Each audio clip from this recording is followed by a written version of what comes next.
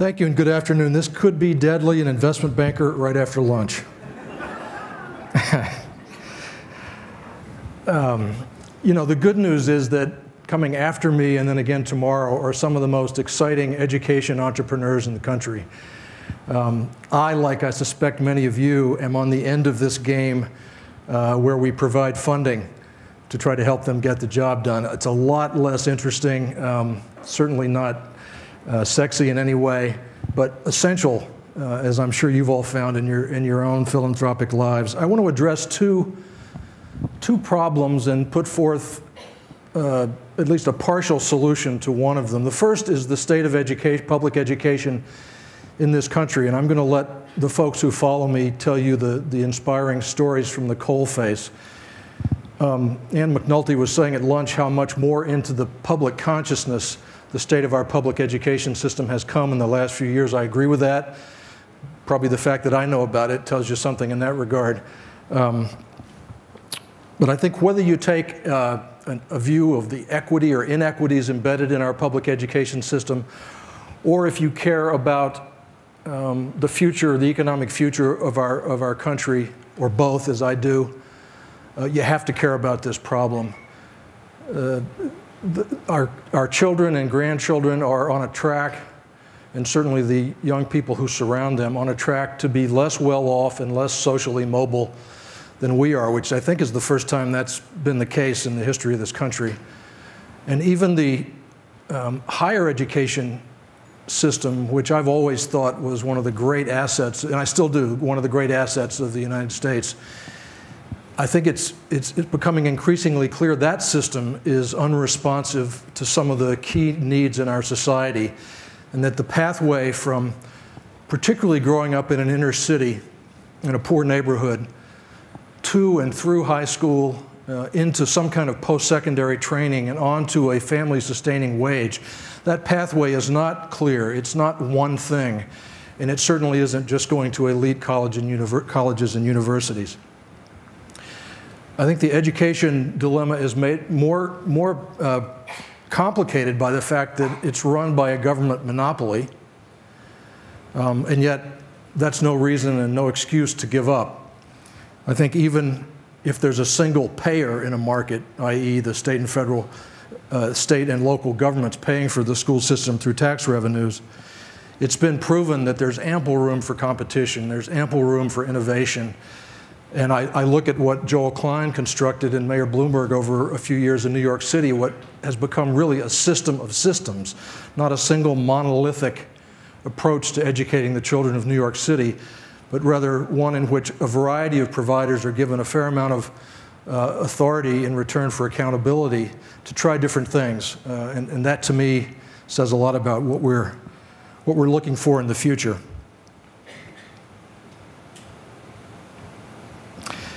The philanthropy that we put up against this problem, I should say first of all, I'm going to use some investment terminology, not to be confused. I'm talking about philanthropy, giving money away, where the return can be measured in the form of positive social change. There are lots of other instruments being put to work in the social sector these days, loans, hybrid instruments. I'm talking about pure philanthropy. My lingo does tend to shift into the investment world because I view this as an equity investor's dilemma. I like to look at my own philanthropy and talk to other people about theirs as I would if we were making equity investments in young companies. I think it's very difficult to sort out the role of the private sector versus the government. Whatever your regard for government is and the size government should be, it's not going away anytime soon in this particular sector, so we need to find ways to build effective partnerships, like it or not. There's a role for philanthropy and education reform at every stage of the development process of a new initiative, from startup to early days with a team and a small budget, onto single site, onto multi-site, and in the case of the work we're doing, national scope nonprofit organizations. The kind of infrastructure that we all take for granted in our business lives is actually starting to emerge to support these efforts. There are independent research firms now that you can rely on. There are rating agencies. There's specialized management consulting. There's executive search that's quite focused on the arena. And then there's a growing group of intermediaries to serve as informed matchmakers between donors and the most effective programs. As I began to focus my full time on my own philanthropy, I took a look at my portfolio, as it were, and here's what I saw. Large, at least large for me, grants to the, generally speaking, elite schools that I, my wife, and my children had attended. Those were easy. Somewhat smaller, but still sometimes substantial grants to the couple of nonprofits where I served on the board and felt very connected. More modest gifts to a handful of prominent local cultural institutions. And then beyond that, an enormous grab bag of gifts that either my friends or my business associates had asked me to make, about which I knew next to nothing. And I said to myself, I think I can do better than this. I'm sure that in this room we have lots of people who already do a lot better than that, so I don't mean to preach by any means. I'll just give my own example here. I mean, I hadn't thought about where the needs were greatest. I didn't have a clue who the best operators were. I think the gifts were being motivated primarily by emotion, by loyalty, and occasionally by guilt. Well, it turns out that I was in very good company. In May of 2010, the Hope Consulting Group out of San Francisco published the results of a survey that they did with a group of affluent donors. Here are a couple of their high-level conclusions. First, few donors conduct research at all before they give. And while almost all the donors in their samples said that they cared about the performance of the underlying nonprofits, very few of them actively donate to the highest performing nonprofits. So there's a bit of a slip there. Let me give you a few of the data points from that survey. 85% of the survey respondents said that they cared about the performance of the groups that they give to. Only 32% said that they ever do any research before making a philanthropic commitment.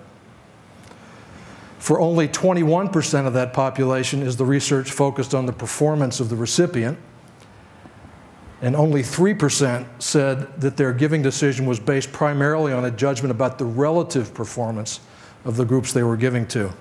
Just imagine if we had behaved this way in our business lives or even in our private investing. I suspect very few of us would be here today.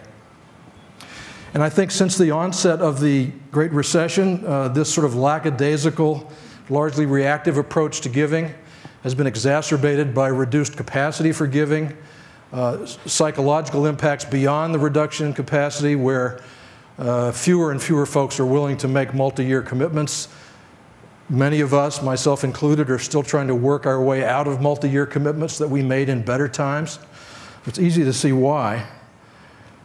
And of course, we're all in an ongoing reassessment of how much of our net worth we need to get through the rest of our 150-year lives. I actually hadn't taken that into account. I was struck this morning that unlike the medical field, where technological innovation is very much at the core of the future, in the work that I'm doing, trying to help guide philanthropy, there's actually no technology in particular involved. I mean, there's technology for communications. And maybe it's harder as a result, because what we need to change is human behavior. Actually, as I thought about the medical observations, I was struck by how, no matter how much information my doctor may give me, the real question is, am I willing to act on it? And I think it's very much the same thing in our giving. So imagine building a company without startup or growth capital. You just wouldn't do it. There are very few businesses that can reach their vision of scale without external capital, relying only on sales revenue and profits accumulating sufficiently over time to grow. And yet that's the plight that most of the nonprofits out there are facing. I would argue that there's a very dramatic financial need to fund the growth of education, innovation, and interventions.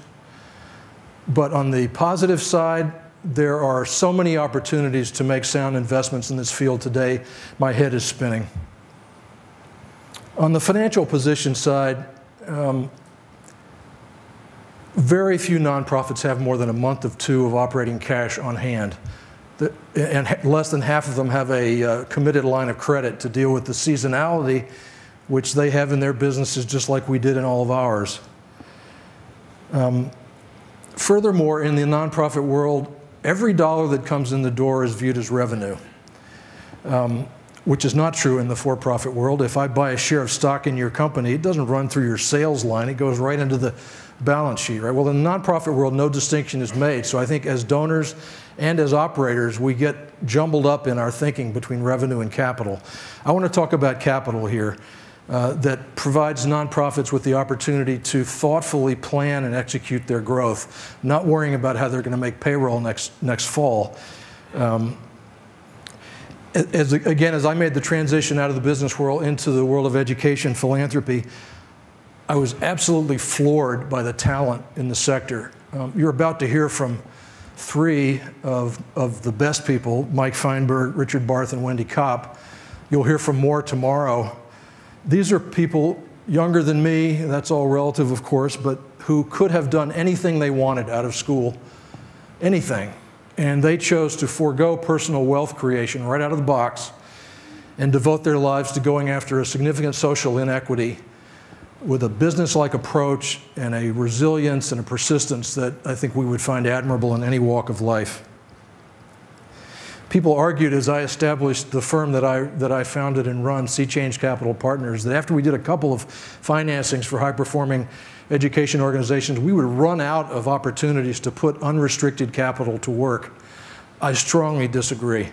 Behind the Wendy Kopps and Richard Barths and Mike Feinberg is a generation of younger people who are bringing, every ounce of energy and intelligence they have to bear on this sector. I find that super cool, and that's really why I'm here. We have to back these folks.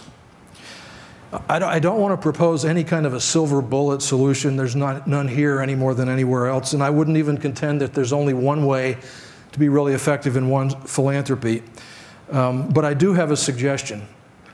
In the 9 years since I left Goldman Sachs and began to focus on this work, I've observed that as far as capital for growth is concerned, nonprofits and for-profit companies are not very different at all.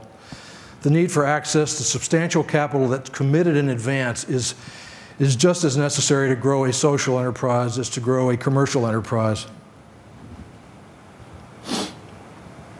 And our philanthropic resources are scarce, so perhaps we ought to pay a great deal more attention to how we allocate them.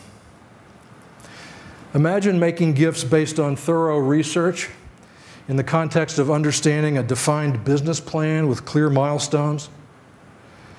Imagine giving as part of a group of donors who collectively contribute the amount that's actually needed to accomplish the job at hand, with a single set of terms and reporting requirements for the grantee to comply with.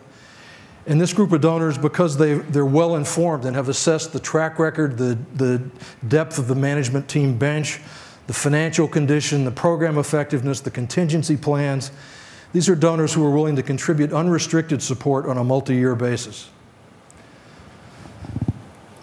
So this is called venture philanthropy. It's done in lots of wonderful organizations around the country.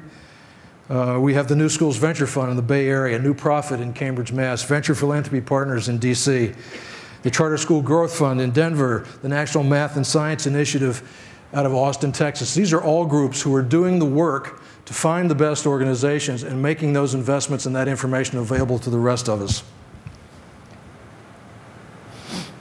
In many cities now, there are private funds that are set up adjacent to the public school district to bring philanthropy alongside the district in pursuing experiments and initiatives. We have one of those in New York, Chicago, Washington, others. There's a group called the Mind Trust in Indianapolis that's dedicated to bringing the best youth-facing nonprofits in America to Indianapolis.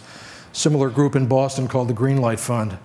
If your focus is on earlier stage organizations, you can rely on Echoing Green or the Draper Richards Kaplan Foundation or Ashoka to help you identify places to make more concentrated bets.